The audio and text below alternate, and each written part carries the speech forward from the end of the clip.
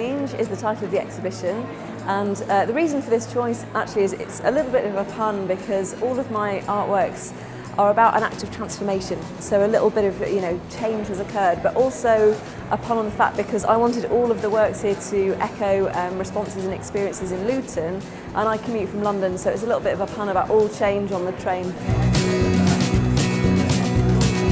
I'm a multidisciplinary artist. I use a wide variety of media. So in the show there's examples of laser cutting, which is just behind me here, screen printing, painting, and also welded steel. So many people have asked me if they are letters, and I find that a really interesting perception because people are sort of looking for this piece to tell them something quite directly because it is so stark. I mean, it doesn't really give off anything else. So in order to get a full understanding of what they're seeing, they're trying to read it, quite literally. The reason I use a variety of media is because the main premise of my work comes from overlooked moments, things that we forget, and the variety of media here is designed to echo the peripheral nature of viewing. So I came across Guy Debord in amongst this academic side to my research, and his idea of being into having seemed to really resonate with the visual work I was creating at the time. So it's an idea that, I mean, we live in a very distracted society. We are absolutely immersed in images, and this idea of just reclaiming these forgotten moments of everyday life, but yet sort of representing them, putting reality into representation, was just riffing and playing with that concept of being into having.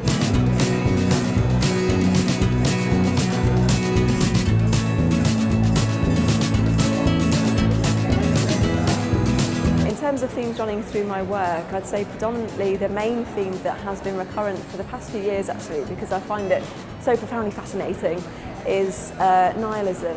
So with the kind of work I'm making here, most recently I've been exploring ideas of existential nihilism and moral nihilism, and thinking about how that feeds into this idea of a very distracted society, of an emptying of meaning, and sort of reclaiming the creation of meaning for ourselves.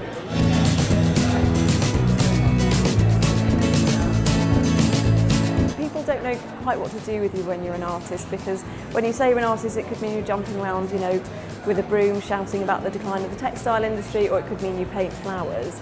The reason I became an artist, it was something I always did as a child. In actual fact, there's a small little pamphlet I made when I was about 5 that I came across the other day, and it had these, kids' drawings of flowers in it, and on the back I'd written, "These flowers were drawn by a real artist, H. Birkett, age 5, and I thought, that's precocious, so possibly that, I don't know.